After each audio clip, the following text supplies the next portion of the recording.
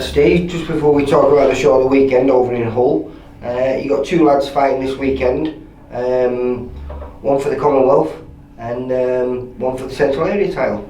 Yeah, Jack Cullen, November the 2nd at the MEN Arena. Katie Taylor and Crawler are topping it, but I think fight tonight is Cullen v Felix Cash for the Commonwealth, and you know, Jack's come along at the right pace, and I'm expecting a step out party for him on Saturday night. You know, I quite fancy him to beat Felix Cash, even though we know he's a good fight and it's going to be an hard fight. Definitely want to watch, and it'd be great to add another Commonwealth champion to the good run we're at the moment. Will it be the third or fourth Commonwealth champion we've got this year? Definitely three. I'd have to think about the fourth one, but you know, things are going all right on English. Got our first British, didn't we, with Scott Fitzgerald the other day, and then we've got Liam Taylor in 4 weeks for one as well. So I think we'll do a review at the end of the year of what a good season 2019's been, and obviously plans for 2020, which I'm hoping will be even better. But yeah, fingers crossed. Great platform for all your fighters, haven't you? Yeah. And the same night as Cullen fights over in Blackburn, we've got Zeeshan Khan fighting for the Central Area. It's a little step up for Zeeshan. He's actually a featherweight, but the opportunity comes to fight for a little title, a Central Area one, which is still a decent title. You know, it's a traditional route, so he's got that on Saturday night against an old VIP fighter, Artie fella. So hopefully he'll do the business, and I expect him to as well. Yeah, and then obviously we had a good show at the weekend up in Hull, where we just spoke about it before, where young Marcel Braithwaite picked up the English Superfly? English Superfly, yeah. To be honest with you, we expected him to do that. You know, he's fighting a lad who's I think lost 25 fights, so you know, he was red hot favourite to do it, but he's still got to do it, and you know what I mean. And Craig is a well-known hard kid and tough competitor who's won titles, and you know, it was a job that we expected him to do, but as I say, he had to go and do it, and he did it, and it went 8. So he went for a full 10 rounds, and it was a tough fight for him. In controlled early doors. But considering he'd never done 10 rounds before, I suppose, you know, you've got to take that all into consideration. First title, so realistically, he ticked a lot of boxes on that. Yeah, of course he did. And at the end of the day, he's now the champion of England, which will mean that he can move on. You know, maybe fight for the British soon. So you know, it's a lovely belt to have, but for someone like Marcel, he's got to be used as a stepping stone to further his career and go on to there. So well done, Marcel Braithwaite. If we go on to a couple of fighters that were on the show, that not VIP fighters, we'll start with them.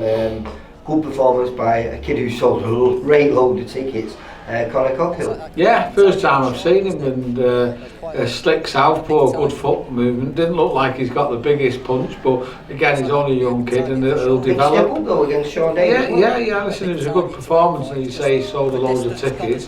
Hopefully, we're doing something again in Hull, and his manager Steffi Bull will let him come on the show, because you know, he made a difference between losing money and making money. Very rarely make money on shows, but because the number of tickets he did, as well as the other kids doing all very well, it swung it round from a negative into a positive, and obviously he done well as well, so it worked for everybody, and hopefully not just because he's a good ticket seller, he's a good fighter, you know. Hopefully next year he'll jump on a few of our shows again, so we can see some more of him on VIP TV. Another weight fighter, a young kid, the babyface Golovkin. I'm not sure about Golovkin, but yeah. Do you know, it was a good little performance. Yeah, he's a character, isn't he? And those shorts were terrible.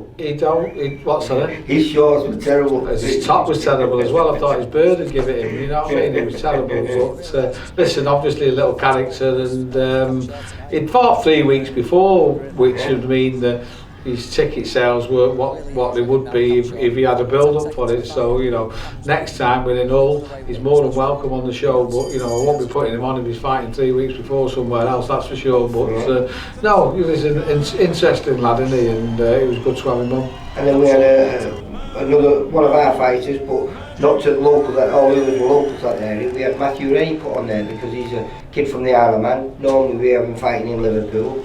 Yeah, I mean, I think Matty had problems with one of the dates had in Liverpool, so he needed to get out for the last time in the year. The tickets were going well at this one there, so we stuck him on knowing he'd be a good addition quality-wise. And big step up in the opponent as well. Yeah, he had a little step up. I mean, don't forget he fought Ben Fields on his second fight, so he's not been matched easy. And but at the time we didn't know Ben Fields was the Ben Fields of no, we knew it was an hard fight, that's for sure. So yeah, listen, he shone again, didn't he, on Saturday night. He's got some lovely moves, and he's a quality fighter and has had a good amateur career, so he can handle the likes of them. He was an NAB champion himself, that Des Newton, so he was never a given, but he won comfortably, expects him to do. He looked well, but let's not forget he's only 21 as well, so there's no rush for these kids. A sad night for Carl Chadwick. He stepped in. He's sad because he got beat and he got put over, but he only lost on points. He wouldn't have gone over, it was a draw. Maybe if he hadn't gone over, he could have won that round anyway, and it could have been a win. But it was always about just fighting at home for his last fight on the first boxing show. It was always going to be his last fight, win or lose, wasn't it? Yeah, I mean, I didn't realise he was 37, like he said in the interview. He's 38 going on 39. Is it? Right, okay. Well, listen. And plus all the businesses that he's listen, he's had fun as a professional boxer, and well, that's why I said 5 years. 5 years of fun, mate. He ticks the boxes that he wanted to do, and I think that was the last tick on Saturday night for him. So I mean, he's a nice kid, and can go on and enjoy his life with his new haircut. And we had a kid who's surprising a lot of people, Lewis Sylvester. His fourth win, and looked really good doing it again. Yeah, he did. I don't know who he's surprising because Tommy Carl's told me from the start that since he walked in his gym, and it was only like I think 3 years ago. Was it 4 years ago? He'd never like put a pair of gloves on, and he was saying in the amateurs he shone through fighting for Tommy's club, and he's now had 4 as a pro. He's looked good in every single one, and again, only a young kid, plenty of time to develop, not got his man strength yet. He'll be a good fighter. Definitely. Then we had the exciting cruiserweight Sonny Taylor getting his second stoppage in his third fight. Yeah.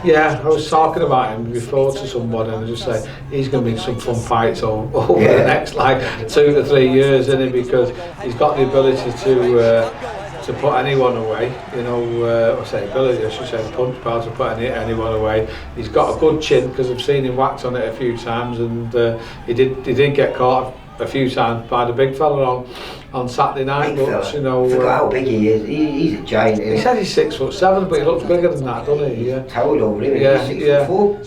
So you know what? He's had three fights as a pro.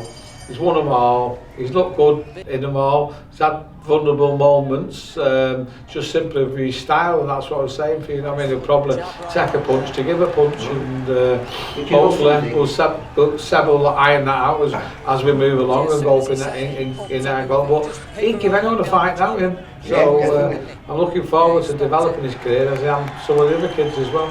And then we have the top of the bill. Like I say, we briefly touched on it before. Marcel Braithwaite against Craig Derbyshire, who's just tough as a donut, wasn't he? Yeah, listen, he put it on him like we knew he would do, and Marcel mastered it, shall we say, and he's come out with the English title, and we said before, we expect him to do it. He's done it, and we've got to look at moving forward now. Yeah, so I'd say another good show. We're expecting well, and what a fantastic venue.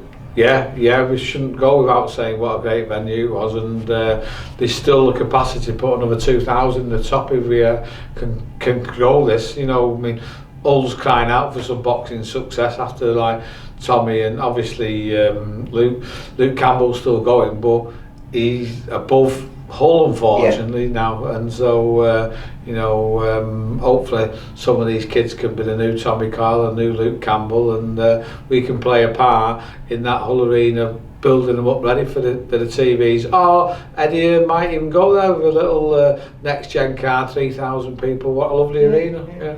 Any news on Tommy? What's happening with him? Because couple of things we've got to sort out with Tommy yet. So at the moment, is he retired? No. Will he fight again? Not sure. Right, we'll leave it at that then. Nice one, Steve. Okay. Take care, mate. Bye. Cheers. For all boxing info, news and latest interviews, amateur and pro, across the north, click and subscribe. VIP Boxing Promotions. Also Twitter, Instagram and Facebook.